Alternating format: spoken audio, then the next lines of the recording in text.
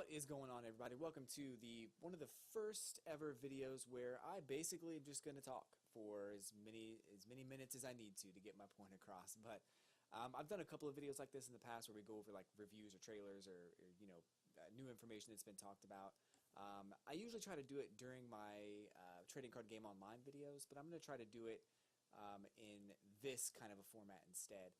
Today I'm actually drinking tea and I'm talking about Pokemon Sun and Moon. So if you have played Pokemon Sun and Moon, you'll know what I'm talking about. You'll probably be on the same page with me. If you've not played Pokemon Sun and Moon and you have not finished the game yet, I don't want to spoil anything for you, and there's going to be a ton of spoilers in this video. So if you are someone who does not want to be spoiled on the game, please do not watch this video. Click on one of my other videos. I have tons of videos on my channel. But if you've already beaten the game and you want to know what I think, or maybe you want to see if your thoughts coincide with mine, great, you're in the right place. This is going to end up being probably a review for Pokemon Sun and Moon. But I want to talk about a few things in Pokemon Sun and Moon that were either great or were less than stellar. But again, this will have spoilers, so please do not continue if you don't want to be spoiled. But anyway, so the first thing I want to talk about is the visuals. I thought that the graphics in Pokemon Sun and Moon, I played through Moon, I didn't play through Sun, but I imagine the games would be very similar to each other, if not identical. So as far as the story and visuals and all those things go, it's probably going to end up being exactly the same, with minor differences here and there.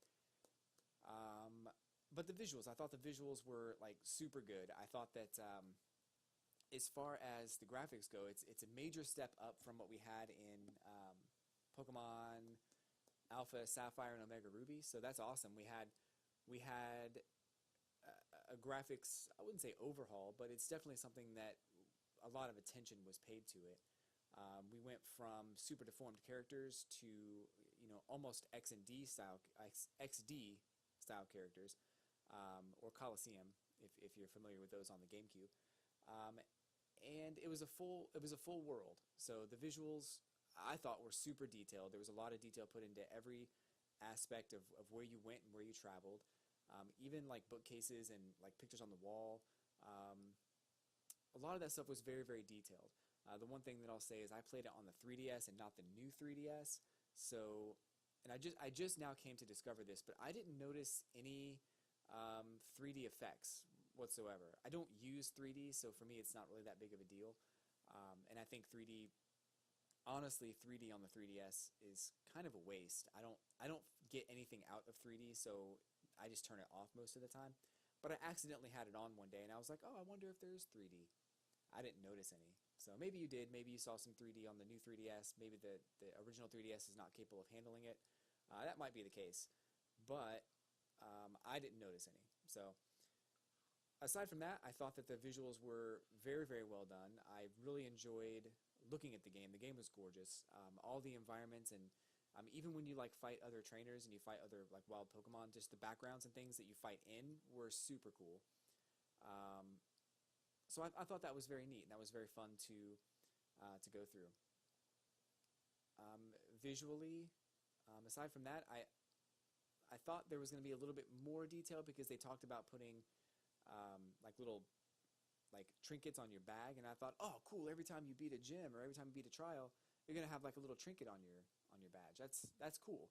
It didn't work out that way, but you did have the one on there, and you could customize your character, which was really cool. I think that's something that we missed from Pokemon X and Y that were very, very welcome additions to the game. I'm really glad they brought them back because being able to customize your character, I think, is like, it's one of the like little details that would have made all the difference in Ruby and Sapphire. Even though Ruby and Sapphire were a remake and you really shouldn't have been able to customize your character, I think bringing it back was definitely for the greater good. Sounds. So as far as like sounds and music go, I was actually rather impressed with a lot of the sounds and music. I kind of felt like some of those were not necessarily taken from Pokemon Go, but a lot of them were very familiar as being in Pokemon Go. If anything, I bet Pokemon Go knew what sounds were going to be used in Pokemon Sun and Moon and used those in Pokemon Go. But I thought that it was very familiar. The sounds and the music were great, wonderful. I tried to keep the music on as much as possible throughout playing the game, and I loved, all the music that was in it. It was very fitting to the environment that you were in. For instance, the haunted house or the haunted supermarket that you go to for one of your trials, and you have to photograph Ghastly, and you have to photograph Mimikyu as well. That was awesome because the music was like super creepy, but also it kind of glitched, sort of like it glitched a little bit. So it really sounded like it was a broken record or something like that. So I thought that was really awesome. But I didn't really have any real problems with the sound. I thought the sound was very well done, and the music was very well done. So I thought, great job on the sound and the music. I think that sound and music in a video game are two of the smaller things that, if done correctly, can really draw you into the game. I mean, more so than 3D, more so than graphics and visuals. I mean, the sound and the music are what's going to pull you in and keep you in. Looking at games like Mario Sunshine and Mario World, even Mario 64. I mean, I reference Mario a lot, but I mean, and Zelda is a great example too. Zelda has some great music. Zelda Ocarina of Time, one of my favorite games of all time, because it drew you into that game just with the music and the environments and the graphics. So Pokemon Moon did not disappoint in the sound and music department, so I will give it some props on that. Great job on the sound and music.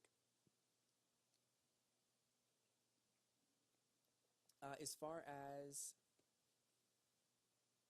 I'll talk about the speed of the game for a second here, because I think that my favorite Pokemon game obviously is Red and Blue. I mean, I played that when I was a kid. I mean, for nostalgic reasons, but also for other reasons I'll get into in a little bit. But Pokemon Red and Blue are my favorite games. After that, I liked Gold and Silver, but then I didn't really love Gold and Silver as much. I thought it was great to have 16 gym battles, but then the Kanto portions were kind of there wasn't as much detail put into them, so it was kind of a generic Kanto. But then when Heart Gold and Soul Silver were re-released, everything was back, and I thought that was great. So those ended up being my favorite Pokemon games, just because of the scale and the size and the graphics and everything that was great. However, it didn't stay my favorite Pokemon game because the speed of the game was just so slow, So I wanted to bring up the speed of the game in Pokemon Sun and Moon because I thought that, using Heart Gold and Soul Silver as an example, I had to turn off the animations for the battles because I literally couldn't press Flamethrower and then wait 12 seconds for Flamethrower to go off. I couldn't do it. It took way too long. The game could not keep up with me, and that I think was a major problem. So I had to turn off the animations. In this game, I don't have to do that. I think the animations and the selections that you make do a great job of keeping up with you, and there really isn't, I mean, the one thing that I will complain about, and I'll get to that in a second, but there really isn't a whole lot of situations where you're forced to watch this long, drawn-out animation. There really isn't a whole lot of situations where you are where you press a button and you have to wait for the game to catch up. So I thought that was kind of interesting, and so I'm really glad that the speed of the game is great. The one thing I'm not going to complain about it necessarily, but I will say that the Z moves did some of those were a little excessive, I think, and not so much that they took way too long or whatever. It's just that, I almost feel like it could have had like a Final Fantasy VIII type of situation where, the first time you use a Z move, you're going to see the whole thing. And then the second time, there's like an abridged version of it that just shows, the attack, that just does the damage, and it just hits your opponent. So, to be honest with you, I didn't use a Z move in the whole game, and I see them online. I see what attacks they are. I see what they do. I see the damage they do. They're very powerful attacks. I get it. But I'll get to that a little bit later in the difficulty section. I just never needed to use them. But again, it's not like you're forced to use the Z attacks. You're not forced to use them at all. You can totally just forget about them and forget that they're there and never use a single one. Um, but there's not really, and even the mega evolutions are kind of the same. Like, you don't have to mega evolve in Ruby and Sapphire or X and Y, but you can if you want to. I just feel like it takes too long. And kind of what I was saying previously in another video was Ash Greninja. You defeat a Pokemon and then you like evolve or you change forms into Ash Greninja, and I'm like, well, that's cool, but is it really worth it? Like, are you really that much more powerful? And even if you are, is it worth waiting for this stupid animation to finish before you can actually attack again? Like, those are the kinds of things that drive me nuts. And I get that it's it's flashy and it's supposed to be fun and like, oh, that's so cool. Like, I get that, but I'm just not really a big fan of those types of needless animation. But the speed of the game was great. The pace of the game was great. It was almost too fast as far as the pace of the story and everything goes. And we'll get into the story in just a couple of seconds here. But I think the overall speed and feel of the game was very, very good. So about the story, I think that the story, it actually surprised me. I thought that the story was going to be the same old, I'm the bad guy, I'm just going to go wake up this legendary Pokemon, we're going to be best friends. And then you wake up the legendary Pokemon and it's like super grumpy, and then the bad guy's like, oh man, I guess I'm just not going to be friends with him. I made a huge mistake. Yeah, well, duh. Like, what do you think was going to happen? So this is not that story, and I thought that was really cool. It's a little bit different with Lily having the legendary Pokemon that's on the cover, and then using that legendary Pokemon. Again, I played Moon, I didn't play Sun. But again, you use that legendary Pokemon that's with Lily to evolve into the Pokemon that's on the cover. So I thought that was pretty neat. It's a different take on how you encounter that legendary Pokemon halfway through the story. And I know that you had to fight that legendary Pokemon to get it to go with you. I suppose you could have just defeated it if you wanted to. I mean, of course I caught it. But I wonder, I just wonder how the game, what am I trying to say? How the game would have been different if it was the same old story. Because I would have been a little upset. Honestly, I would have been upset if I knew that Team Skull was the one trying to awaken the legendary beast. It wasn't Team Skull. So that was kind of neat that it was a different pace, and that you didn't really get the same letdown in the middle of the game. So that's cool. I also thought that it was really cool how they threw in the mother-daughter-brother relationship, like kind of halfway through the story, that you probably wouldn't have gotten any other way. Your character kind of gets thrown into this family family dispute, and you're able to discover all these things about these characters. Now, I kind of feel like I should have known that Lily was the daughter of what's that girl's name? Luma. I don't remember her name. But the mother, Lily's mother. I should have known that they were related. I feel like I should have known that through the story and just picking up on it, but I never guessed. And then towards when she said, something about my children, I was like, wait a second, is she? And then, yeah, it turns out she was. So that's kind of cool. And then, of course, Gladion was her brother. So by the aspect of Lily's mother being someone who just wanted to find these Ultra Beasts, that in itself was kind of an interesting plot. So I think that that she didn't really feel like she made a mistake. She just kind of was consumed by finding these things. So I think that's something that is not necessarily reminiscent of like Team Skull or Team Rocket or Team anything. It's really just her mom doing what she does, or being consumed by trying to find these Pokemon. So the story I thought was very good. I didn't have any issue with the story. It was kind of fast paced, and I'll get to that in a second as far as just the size of the world. But the story did come across as being very fast-paced. I didn't feel like there was any time to kind of stop and look around, or that, you know, let's just say that going from Route 2, you know, from one town through Route 3 to another town, you know, I didn't feel like there was enough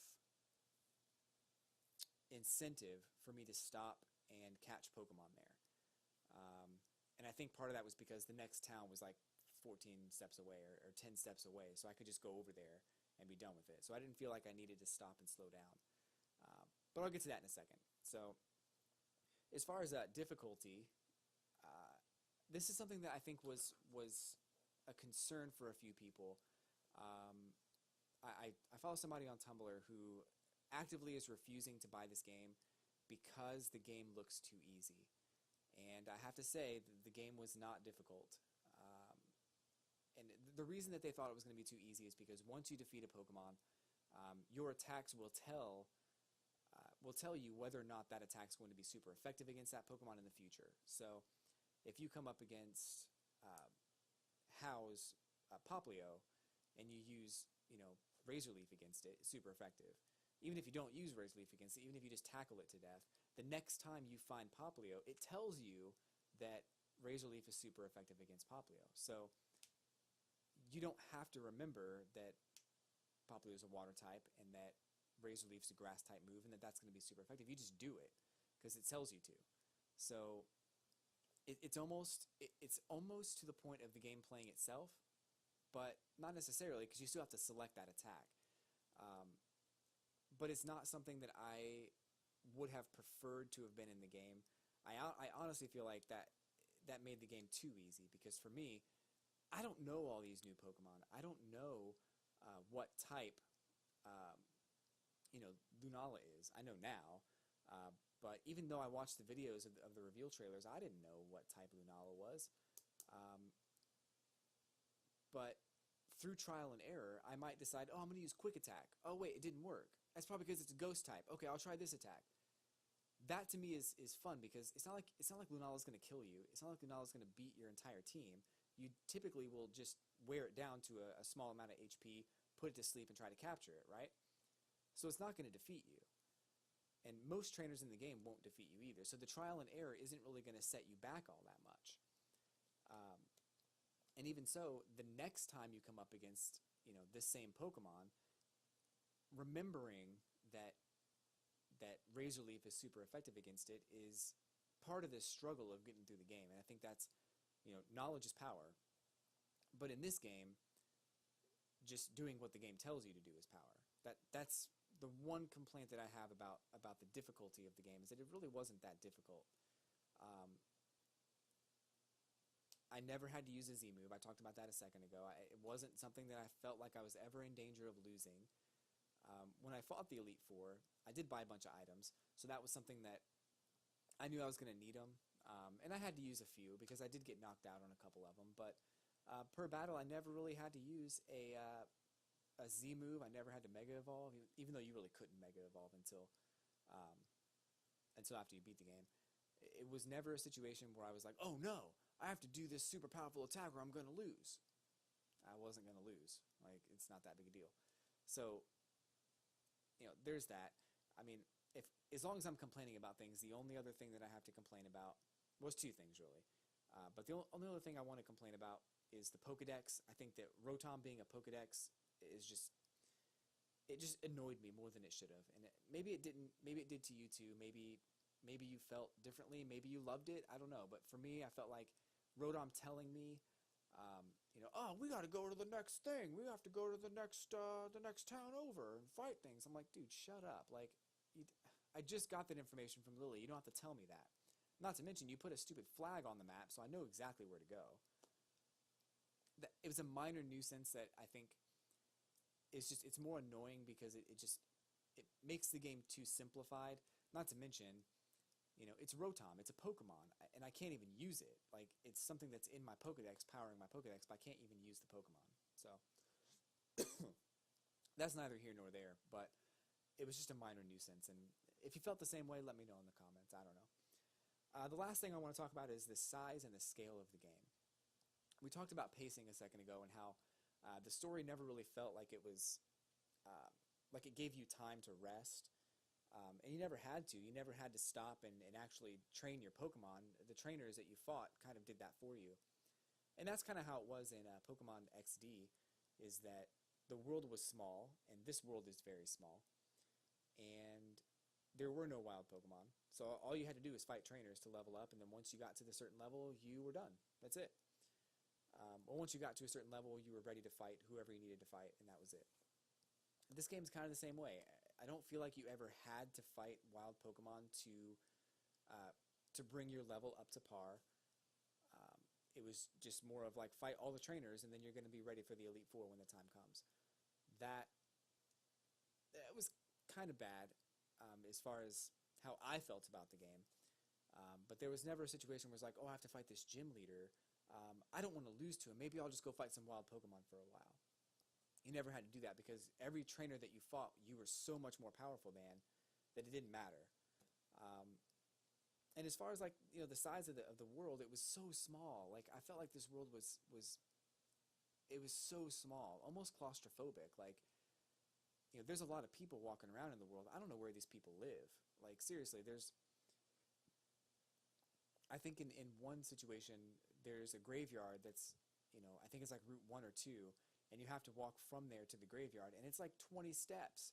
And I get that Pokemon Red and Blue had the same situation going between Pallet Town and Viridian City. It's like 12 steps. I get that.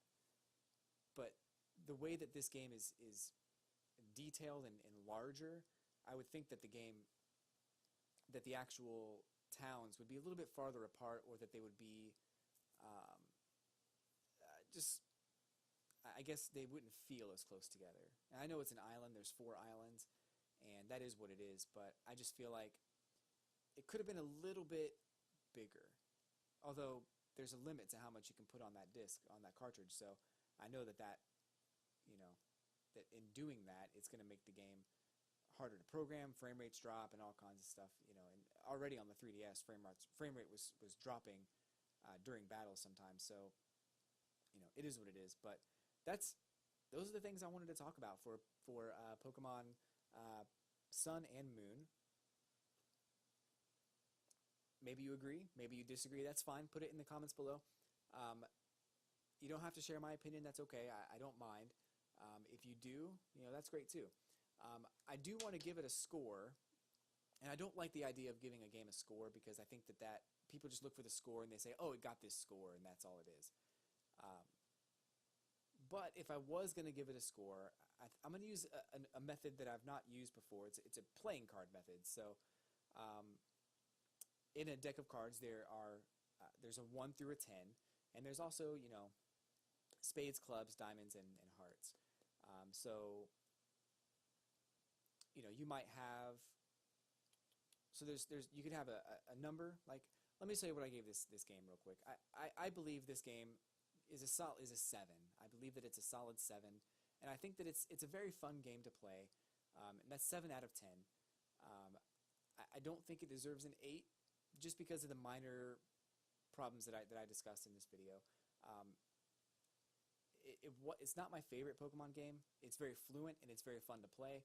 The story is different than what I've encountered in the past Pokemon games, and I did enjoy playing it, and it kept me interested enough that I didn't feel like I was burdening myself to play it. But in a deck of cards, there are 4 7s. These are the 4 7s here. We've got hearts, spades, clubs, and diamonds. We're going to say heart is the highest, and I will give Pokemon Moon and Sun a 7 of hearts, as being, because I loved it. I loved this game. I thought that it was a great game. I loved playing it. So it is a very high 7. Diamonds would be a step below that. Just because it is, a diamond game would be an interesting, a very good game. Like, diamonds are good materials, right? Then, of course, there's clubs. I think that would be like a solid 7. And then if there's spades, that would be, just barely making the 7 ranking. But that's kind of my scale that I'll probably use for every review video that I do. I probably won't do very many, just because I don't play a whole lot of games. But I do want to tell you about the games I did play and the games that I enjoyed. So Pokemon Moon, a solid 7 of hearts. Great game, fun to play, and I recommend it.